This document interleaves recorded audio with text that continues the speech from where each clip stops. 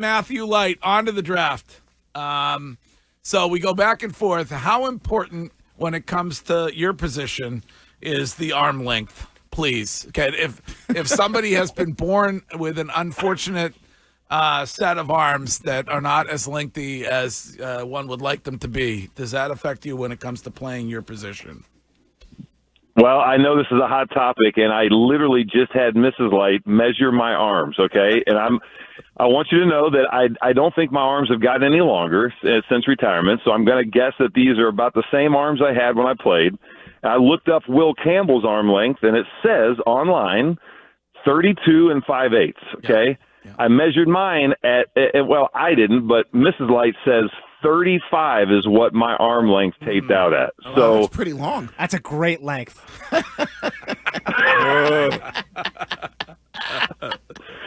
Yeah, I don't know. Hey, listen, here's what I want to see, though. After all this talk, when we get into the meat of the season next year, there better be somebody at Fox or ESPN who's keeping a running tally on the arm length of these tackles and their overall effectiveness as blockers. I want to see a graph, some kind of chart, and I want updates weekly so that we can really understand how this impacts the game.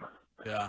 I mean, you have watched with the rest of us this offensive line and have, I think I would assume, identified it as an issue the last few seasons here. Is it enough of an issue that you would – Wiggy said yesterday you're wasting the number 4 pick on Will Campbell. Would you put that much importance on it when it comes to that pick and be okay with that? You know, I mean, I think obviously you have an opportunity to pick at that position in the draft. I mean, you really want to get the best possible talent. And then there's obvious, the need, right? And I think they do need, somebody who's really gifted, somebody who's going to give some energy to that position group, somebody that they can really lean on. And look, this Will Campbell kid, he's 6'6", he's tenacious, he's got really good footwork. I mean, there's a lot of great qualities about him.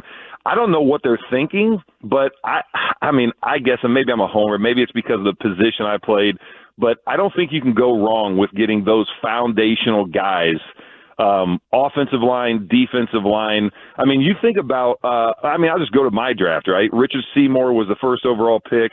I came in at the second pick, and man, we had a lot of fun in practice, man. We had a lot of guys that got after it, and Bill invested in those positions. I don't think you can go wrong if you have a guy that you really feel good about. It's not the sexy pick. It's not the star wide receiver, whoever else, the defensive back. But I like the idea of getting a foundational guy like him if he's the guy.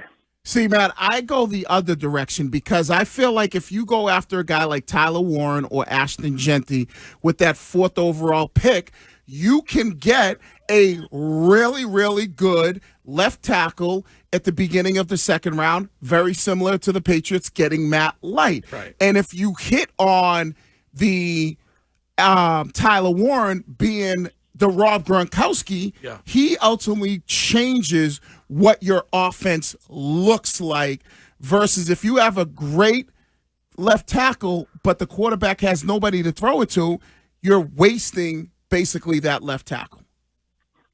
Yeah, I mean, look, I understand that mindset as well, and I think to your point, can you get a guy later in the second round, even third, fourth round? I mean, we brought in a lot of great offensive linemen. I mean, look at Dan Copen's career. Look at a lot of the guys that we brought in. I mean, my goodness, look at the Stephen Neals. And to that point, I would say this: it's really, really difficult to get the guys in the NFL today who are coming out of college.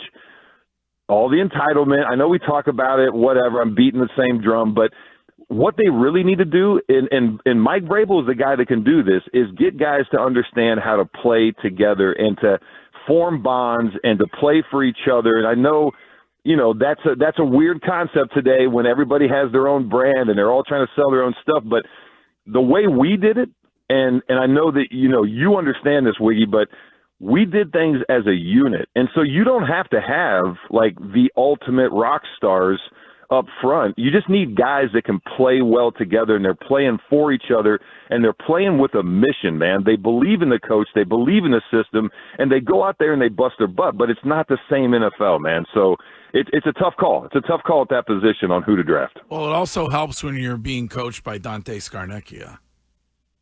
That's a fact. That is a fact. That guy is, I mean, look, a lot of people talked about it. I don't know that a lot of people understand it, but you talk about a guy that sacrificed, his life, in terms of like his free time. I mean, he was the first guy in, last guy out, always demanded the most from us, was not an easy guy to play for, but he got the best out of everybody that was in there. And again, look, Coach Vrabel, I mean, that guy, he's gonna have these guys ready to go. He's gonna have a smart, fast, and nasty team, as we used to say back in the day.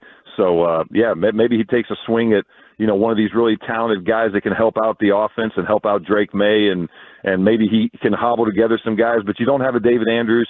They have real issues on the edge, right, with their tackles, and, they got a lot of work to do up front. All right, so when it comes to Will Campbell, you and Courtney share the same philosophy, which is size doesn't matter. Oh, my God. Holy hell. Am I correct? Not my philosophy, but...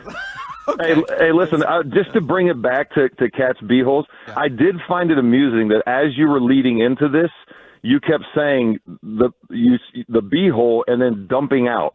And I thought that's an interesting combination. All right. At least we know one thing about Matt. He does have that BAD, that big arm energy. Yes, he does. He has a big arm. 35 BAE, inches. Yes, big arm energy. I think, Although the interwebs, everybody says the interwebs are they have you pinned at 33.5, not 35. So, but Susie, that's the draw length of my archery equipment, so that may be better. I mean, Susie, she doesn't always read the tape right, and she does like to give me a few extra inches every now and then. So, yes. Hey. It was great to see her, by the way, on Marathon Monday. We didn't see you, but she came by Cap Grill. We hung out. She's great. We love her. Yeah, man. What a day too, man. I mean, the perfect day for the runners, and obviously, what an iconic race in Boston. And yeah, she was loving that race, man. We had a great team. I know you're a big part of that, and a lot of runners out there doing what they do to raise money for charities, man. I think that's the Boston way, baby. I love it.